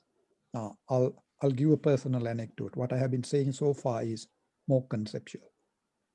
When I got my Irish citizenship a good number of years ago, a few friends were having a chat, and one Irish friend, quote and unquote, you know, we have this joke, Irish and New Irish, okay, said, Jude, you know, she's a very good friend, a close friend. Jude, you know, you're not really Irish, okay? I smiled, and then the two other friends who want to be very politically correct said, come on, what are you talking about? He's Irish, all right? So there was a bit of a friendly argument, you know, and I believe that we should have these friendly arguments, okay? And then I made my mind clear. I said, look, I get both your positions. I can neither be fully Sri Lankan, nor can I be fully Irish. I'm in between. I'm in between. I'm on a journey. I'm trying to relate, okay?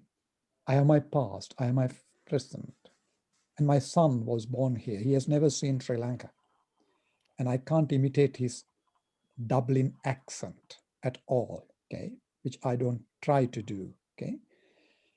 And when somebody asks, from where are you? He can't say he's from Sri Lanka. Okay? He says, I'm from here, I'm from Ireland. What's your mother tongue? His mother tongue is English. I speak English, but I'm not English, I'm Irish. You get me? So we have discussed these politics with him. So that conversation is important, because the moment we fix rigid boundaries, we destroy the space to be creative. That does not mean that we should not hold positions. For example, I speak English, but I'm not English, I'm Irish. That is important in that context. Do you get what I want to say, you know, in that context, okay? But in the other context, I should create the space. So that is my reflections on Sandra's comments. Richard, can you see the other two questions, or shall I read them out? Please read them out. I don't see them. I see that they've been answered. Yeah, it was okay. Just by mistake from okay. Khalid, and then I said so. From Andrew Pierce, we have, do you think that different contexts and traditions give differing understandings and emphasis when we think about the nature of dialogue. So how much the dialogue differs with the context and with the traditions that we're approaching.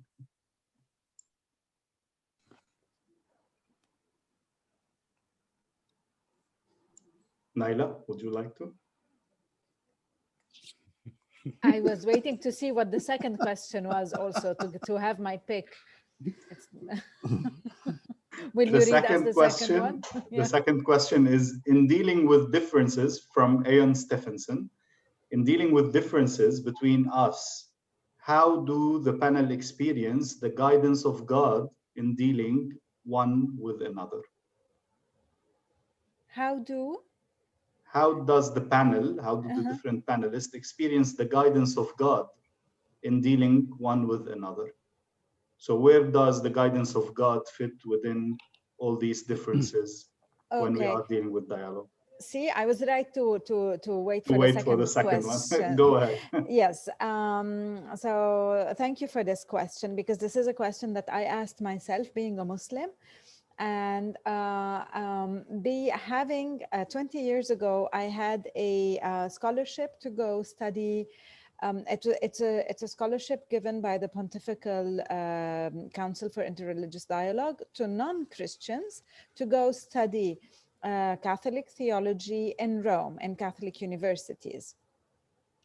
And although I already was engaged in dialogue in Lebanon, this is before the creation of Adyan, once I was there, I was very serious about it. I really wanted to act as God tells me. So really to know where is the other in God's plan, and how do I deal with the other as according to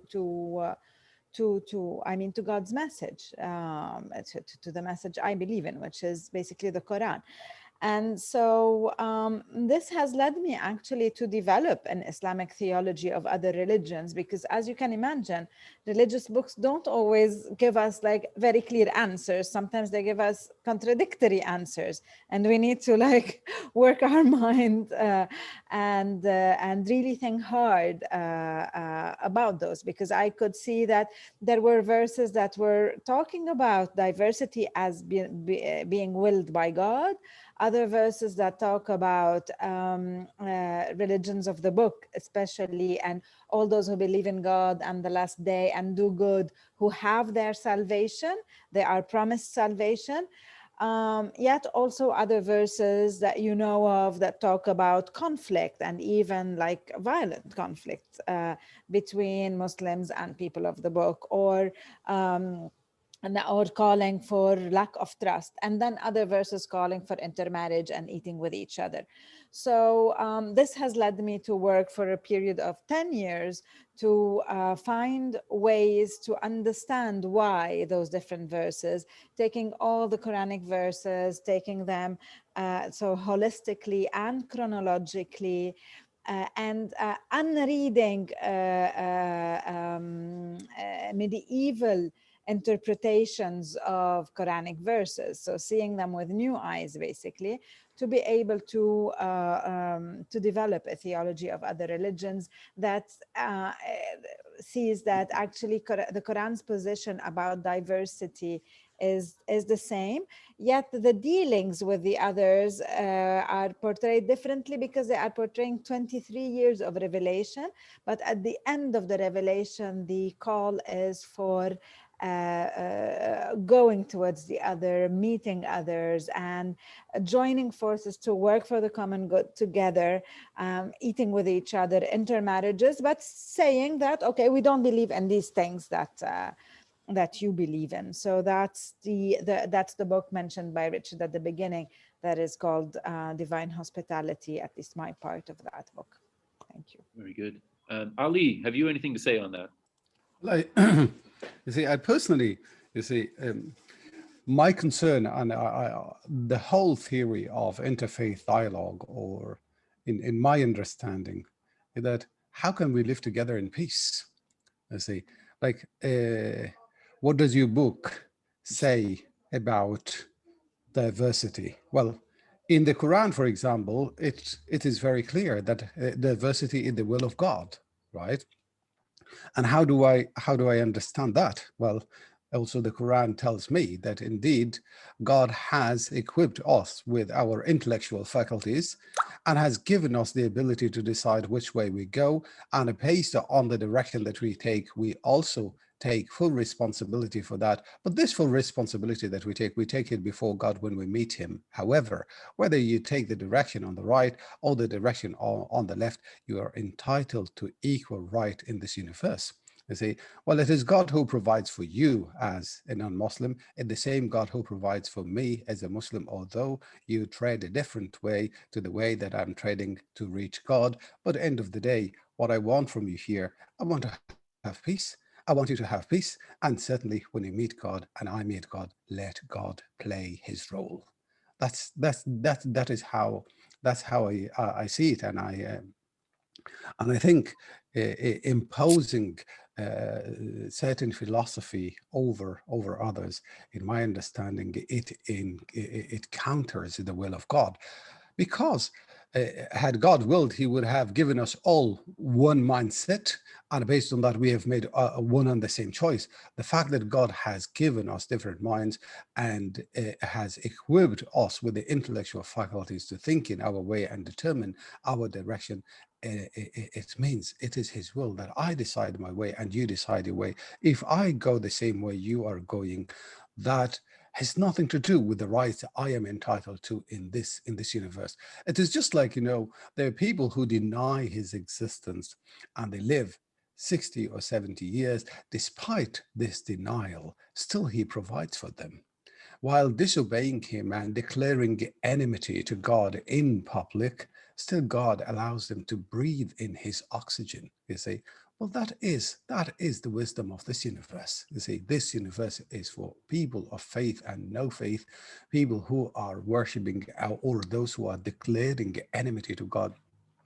The whole idea in this universe is that, okay, we are here, we are doing our work, and there will be examination at the end. When we reach the point of examination, everyone will see the result of his action. Well, then, during the time of preparation for that examination, we are entitled to our freedom. The Quran makes it very clear: for you be your way, and for me be mine. Okay, very good. Would anyone else like to come in there, or would you like to take another question?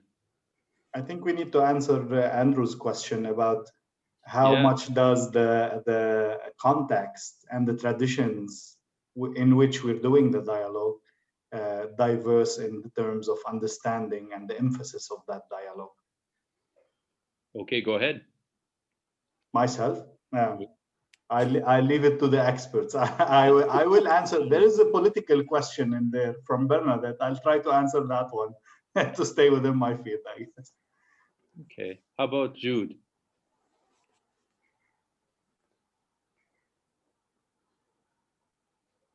No, the word dialogue should not be romanticized. I'm very happy the way Nela and Adyan, Elli reiterated that, it's very, very contextual, and its meaning vary from place to place. And as Andrew has very well put it, the answer itself is there in Andrew's question, I think. The emphasis that we should lay on one context is different from the other. There's also a related question. I was just reading it, Elli. Welcoming the immigrants is great. Creating space for them is great. But is interreligious dialogue a necessary part of it? No, it should not be a necessary part of it. Okay. So when it comes to, I don't want to elaborate upon this, taking too much of time. Definitely, yes. It's contextual and it should not be romanticized. It operates on, number one, different levels. For example, let me say Pope Francis and Sheikh Ahmed Al-Taib's, the symbolic meeting and the statement is a top-level opening where they touched upon the common core of each other's faith and common ethical concerns of humanity. Okay? It doesn't go too much into doctrinal issues, isn't it? It goes into very ethical, burning human issues based on the basic doctrine of oneness of God and God's call to love God and neighbor. That's it, you know. So that emphasis is a very contextual one, which is a global one. In a highly conflictual situation, I would say dialogue can help overcome stereotypes and misunderstandings against each other, which is necessary, I would say, as a social responsibility, as a civic engagement. Okay, and then we find also on a theological, doctrinal side, it is important because we can't say, let's be very practical, then everything will be resolved. Okay. Of course, when people engage very practically in the civic society, serious doctrinal issues can go to the would not come to the forefront. Okay?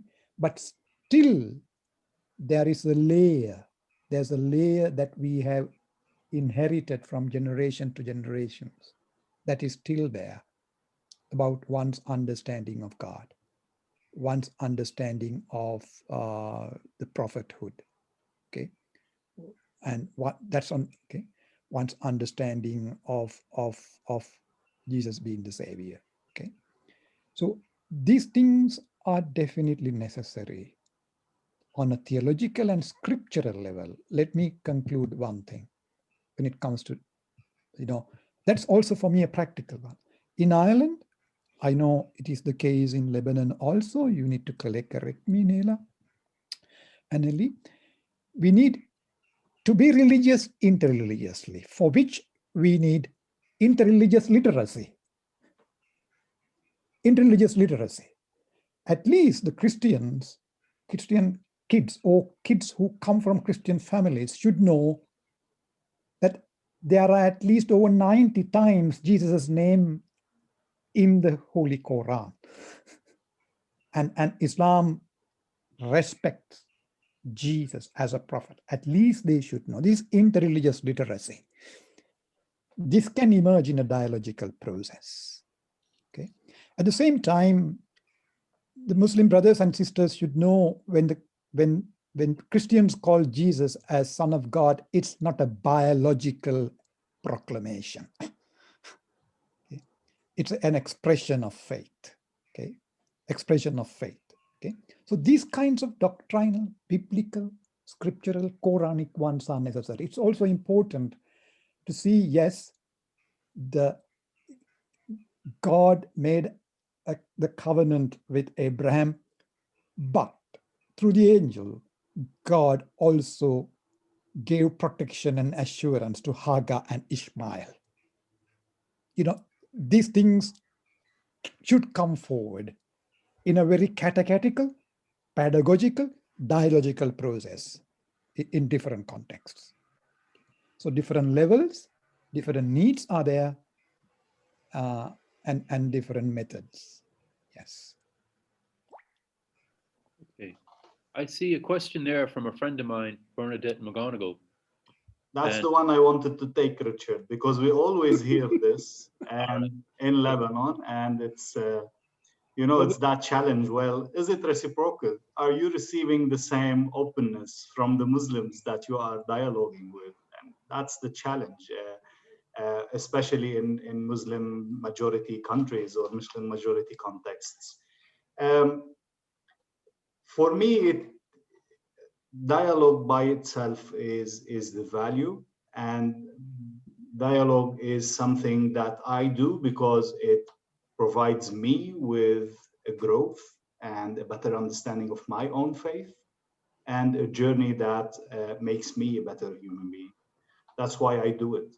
So regardless of the reciprocity of the issue, regardless of the context, I do it because it is that useful to me, because it is that meaningful to me. And it is, in my opinion, very misleading to take what the authorities do or say, but rather deal and dialogue with the individual who's in front of you. And that individual, and we have seen thousands, I've worked with thousands of individuals from all different religions, including predominantly Muslims in the region, that are so fully engaged in dialogue and to understand dialogue in the best way possible, regardless of what their religious leaders or what their political authorities do or say. And vice versa, if we want to look at that the other way around. I was just talking to Dr. Naila today. It happened that we were in a discussion, and to say that Oriental Christian churches don't have enough documents and input on inclusive citizenship and on dialogue, as much as Muslim leadership have done in the past few years, including Morocco, Tunisia, the Fraternity Conference, the Azhar documents, the Beirut Maqasid document. And it's building up really nicely. And this is where we need to put our efforts. This is where we need to really engage in what will appear to everyone as a fruitful dialogue. And this is where we will get the results on the individual, but also on the societal level, regardless of the political or judicial. I think these will come sooner or later. And also another thing to point is that at different times, even though we claim that Europe has a much better and much freer society, we have seen how much the issue of refugees and a little bit of increase in the percentage of Muslims in Europe have created such a hassle and such a contradiction and such extremism, right and left and so on. So I think we have to be a bit modest in that sense. As a Christian, I'm speaking, and deal with it first on a personal level, and benefit from that personal level, and really build on the excellent initiatives that we are seeing in the Muslim world in general, but also do more on our Christian level. Thank you. Naila, do you want to add to that? No. Okay. There's another question here. What are the most important suggestions? Well, what are the most important suggestions for facilitating mutual understanding and transcending each other's beliefs to build fruitful basis for effective, positive dialogue? Now, can I put Father Martin on the spot? Because he's been sitting there very silent all night. And because you can begin with an Irish context, is that it wasn't so long ago when Father Martin and I probably wouldn't be encouraged to have a dialogue. And then you throw on top of that the idea that we have different religions. So there was a time and a place when Father Martin and I would have been seen as different ends of the spectrum completely. Father Martin? Richard, you really have put me on the spot. I feel a bit like the fellow who walked in the door, the wrong door for a conference room. I've ended up sitting in the top and I was hoping to sit in the back door. So I'll just take one point. It's been said over again. The last document Pope Francis wrote on interreligious dialogue, the title is Fratelli Tutti. It's the Italian for brothers all. I course you can translate as brothers, sisters all. Yeah, the person asked, I just see that again, like I mean, it's a funny question because what's the most suggestion for facilitating and transcending? I mean, I'm not too sure about transcending, because transcending means sort of going beyond our beliefs is something different. I think a better thing is, well, the mutual understanding, and certainly with Christian-Muslim dialogue, it's going from that title, brothers, sisters, all. It's taken very seriously, as we mentioned a number of times. If we take God, and the fact that we are worshipping the one God as the single creator of the universe, that we're all children of the one God, well then you expand that, whether we're Christians or Muslims, and that means we are universal brothers and sisters. And so even just taking is that, I'm not going to go in, you could take all kinds of doctrines that we share in common, but just taking doctrine, again, this is why I'm not so fond of the word transcending. I'd rather look at what are the doctrines we have in common. And then those can actually form a very solid basis for ethical coexistence. And just that idea of worshipping God as the single creator of the universe, again, from that we're all brothers and sisters then. So then that obviously has all kinds of ethical implications of how we treat our neighbors. If you see, whether your neighbor's a Muslim or Christian or a non-believer, he is my brother, he is my sister, and there's a way that I must treat them because of that, if I take that belief seriously. Okay. Ali, have you any contribution on that? Because quite often in Irish society, you're the visual spokesperson for Islam, and you must get criticized from your Muslim brothers and sisters as well, because you seem to put yourself out on a limb quite often. Well, I would share the point that I'm not very much impressed with the term transcending. I would rather say that I will do my best to adhere to my religion, and that is definitely leading to a fruitful basis for effective, positive dialogue. And let's say, for argument's sake, if you look at the Quran, for example, the Quran reads, Lakum dinukum waliya din, for you be your way and for me be mine. The Quran says, La ikraha fi din, let there be no compulsion in the religion. The Quran says, La yanhakum Allahu عن الذين لم يقاتلوكم في الدين ولم يخرجوكم من دياركم أن تبروهم وتقسطوا إليهم. So the Quran is using the term bir in when I am dealing with non-Muslims, and that is the exact term applied when talking about relationship between children and their parents. The Quran says, وَلَا يَجْرِمَنَّكُمْ شَنَآنُ قَوْمٍ عَلَىٰ أَلَّا تَعْدِلُوا. Let not the enmity that you have with others drive you to be unjust. Be just, because justice is closer to righteousness. In fact, I will mention to you here an incident that happened in Egypt. Egypt, like is most of the population are Muslims, but there's still a portion of the population who are Christians, right? And there was a case taken by a Christian lady. She wanted to have divorce. Now, the Christian church does not allow divorce. So that lady, what she said, okay, I'll go to court then, and I'll seek divorce over there in court. She applied for divorce in court. Now, the judge referred the case to the church because said, well, hold on one second, you're a Christian, and in Egypt here for family affairs, you have to go to your church. And if it's a Muslim, then they have to come to us here. Now, she took a case against the church. The Pope said, well, hold on one second here. The Egyptian constitution says that the foundation of the constitution is the Quran, right? And the Quran says, let there be no compulsion in the religion, and that we are entitled to apply our religion for family affairs. Well, hence there is no divorce for you. Now, the whole case was taken out of court, and what the Pope said had to be listened to by everybody. Well, basically, the point I'm trying to make here, that in fact, the more I adhere to my religion, the better Muslim I am, the good I will be to you. Like, it's basically because it guarantees, that's my understanding anyway of the Quran, it guarantees equality, it guarantees freedom of belief, freedom of practice, justice. Like, what else would you want? What else do I want from you when it comes to something like that? I believe the Christians are the same. The better Christian you are, the good you will be to me. Like, I can see this from my neighbors who live next door to the Islamic Culture Center of Ireland. I can see this when I talk to priests in churches. The better Christian you are, the better you are to me as a Muslim. May I add something quickly, Richard? Of course. Just on how to approach dialogue, or most important suggestions. For me, there's two, on the individual and on the general sense.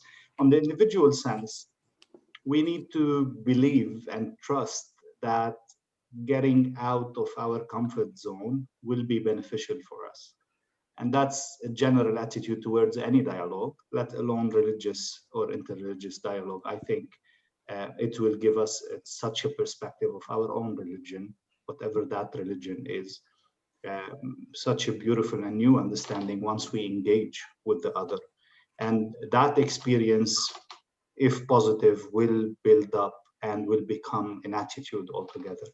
Now, on the general also, or a more broader sense of things, we've seen in Lebanon for a long time, and maybe also somewhere else, that to have a proper coexistence, we should actually transcend, if that's what was meant with the question, or we must leave out some parts of our religious belongings so we can meet halfway, or even worse, in my opinion, leave out religion altogether and meet together as non-religious people in a secular place or in secular space in that sense. And for me, these two are very harmful, because it is me as a believer who is encountering another individual who is a human being, and it is that human commonality that brings us together. And for me, as Ali was saying, being a believer forces me to accept the other and to meet the other and to learn from that other, whoever that he is. So I am a bit hesitant to say we must leave out parts or fully our religion so we can have a fruitful communication with the other. I don't agree with that. I say on the contrary. For me, religion have done, faith have done good in my life.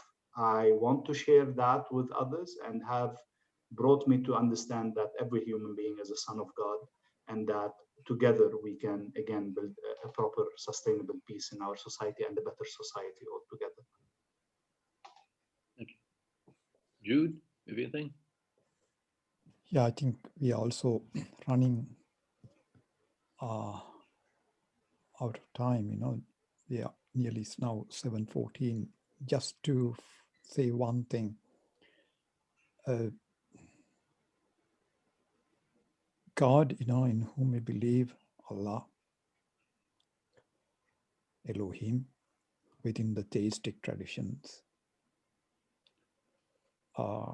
is incomprehensible. But at the same time, we have no other choice to belong to some way of being in touch with God in the ways that God has revealed God's self to us. And in that sense, including my faith, all the religions are only glimpses of the ultimate. The moment I try to make mine as the only one, that is the first sin we create against God. That leads to idolatry. Okay? That's a paradoxical one, really. Okay?